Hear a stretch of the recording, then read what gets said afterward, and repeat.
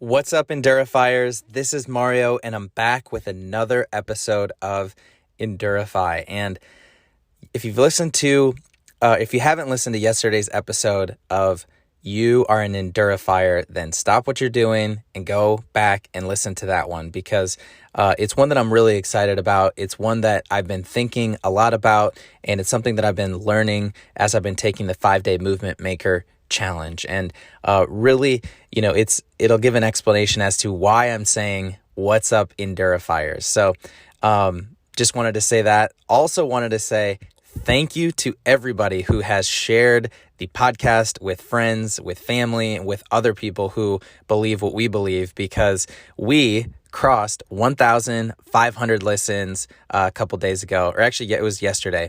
And so I'm super pumped to see that. The number of listeners is the highest it's ever been. Our listens are going up, and this is really I just want to say thank you for listening, and thank you for sharing and for reaching out. I'm loving the positive feedback so far. So thank you so much for that. And I wanted to give an update that I did it. I was super excited after, thinking about Endurify and being an Endurifier, and I signed up for the 50-mile race. It's going to be my first 50-mile ultramarathon on November 13th. It's called the Tunnel Hill 100. And so you're like, Mario, but I thought you said it's a 50-miler. I'm like, yep. I'm doing the 50-mile version of the Tunnel Hill 100, which is kind of funny, but I have a plan. I have my goal in 2023 is to do a 100-mile race, and I'm working backwards from that. I've done 15K races. I've done 25K, which is about 15 miles. I've done a 50K, which is 31 miles. And so my plan this year is to do 50. My plan next year is to do, the 100K, which is around 65 miles. And then I'll be ready for the 100-mile race. And I'm doing that because it's the same approach that I took with triathlons. I didn't start with an Ironman. I started with a sprint triathlon.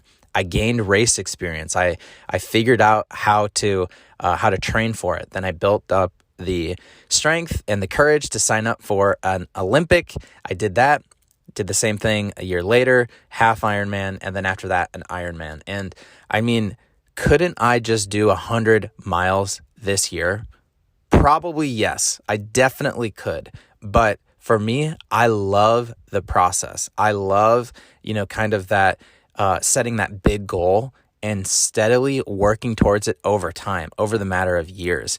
I love the growth that comes from slowly building up and figuring out what I'm capable of, figuring out what works, what doesn't work, and then having that ultimate goal and that ultimate success. So just wanted to let you all know I'm super pumped. I signed up for the 50-mile ultra this year, and it's in November, so I definitely have some time to think about it. But what I wanted to share today is what happens next. It's like, all right, I signed up. What happens next? And what are like 3 things that you can do after you sign up for a race? So these are just kind of the first 3 things that came to mind that I wanted to share with you. So number 1, I kind of envisioned the future. I saw myself racing, competing in that event. I committed and I signed up. That's the most important thing. But once you've signed up, what happens next? So for me, the first thing that you need to do is you need to find a training plan and stick with it.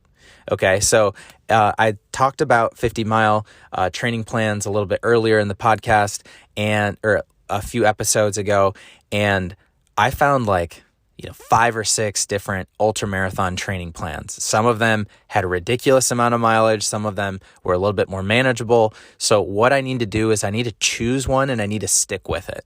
Okay. So you need to find a training plan that you think will work for you. Find one that you believe is credible and stick with it and commit that this is the training plan that I'm going to use.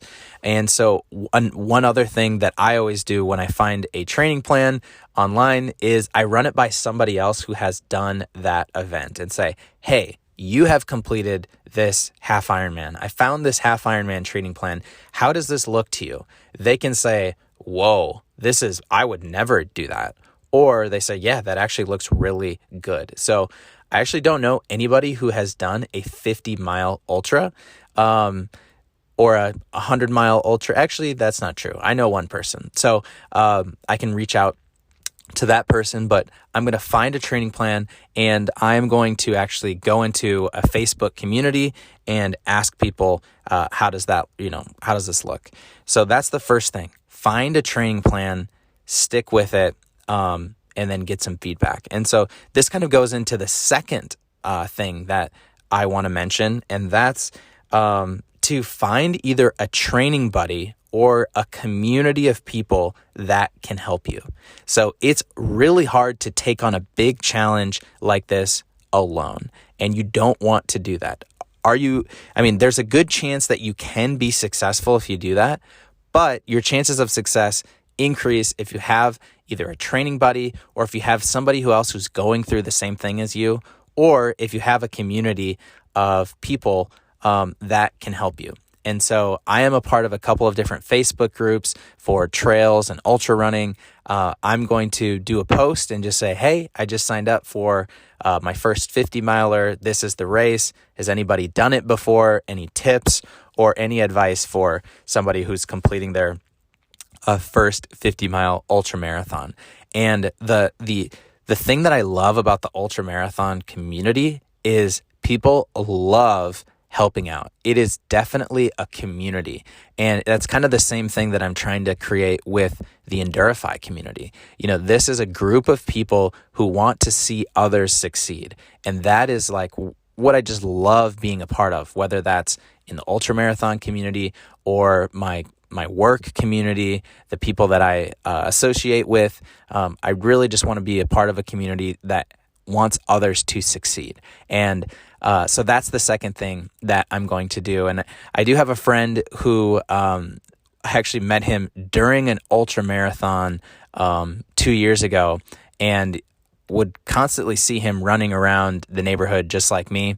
And so his name is Colin. So I'm going to reach out to Colin and say, hey man, I signed up for the race, and figure out what his schedules, what his races look like for the year, and see if maybe he would sign up for this race with me, or if we could just go on a few long training runs together, because, it's just really good to go through something with another person who understands the ups, the downs, and we can it's just super, super helpful. So definitely want to encourage you to do that second thing, which is, find a training buddy or get some tips from the community. So far we've found a training plan, we've gotten some tips from the community, or we found a training buddy.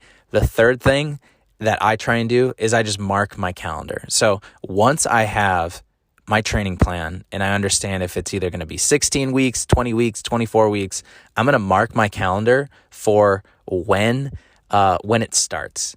And so that can help me just kind of understand when I need to really start to get serious. And if you have your training plan, you have it on your calendar, you can also see when are there going to be long training days where I might have something going on, if it's a wedding, if it's a family trip, or if it's, something else. And I can start to mentally prepare myself to adjust my training plan based on my life, because we don't want to change our lives based on our training plans. We want to change our training plans based on our life. Kind of like that. It's the first time I've ever said it. I might use that again. So that is kind of the third thing that I'm going to do when it comes to this ultra marathon that I just signed up for. So those are the three things that I'm going to do next after signing up for my first 50-mile ultra marathon. So just to recap, number one, I'm going to find a training plan, and I'm going to sort through all the different options that I have online. I'm going to find one. Then next, I'm going to find a training buddy, and I'm going to get feedback on that training plan from the community. I'm going to ask for tips, going to ask for advice on the training plan and also on the course to see if anybody's done it before. And then the third thing is I'm going to mark my calendar so that I know when I start and I can see when there are long training days and when I have conflicts with my life so that I can prepare for those and I can overcome them. So that's what I have for you today. Those 3 things that I'm going to do after signing up for my 50-mile ultra. And I want to know from you guys, what races are you signed up for? Are you signed up for any ultras? Are you signed up for a half Ironman, an Ironman? You signed up for anything else? Would really love to know, because maybe I could be your training buddy. You could be my training buddy. Want to hear what you have going on this year as, vaccines are coming through, more people are getting vaccinated, racing is going to open up, and I think people are going to be really excited to do that. So that's what I have for you today. I hope that served you, and I hope you all have an amazing day.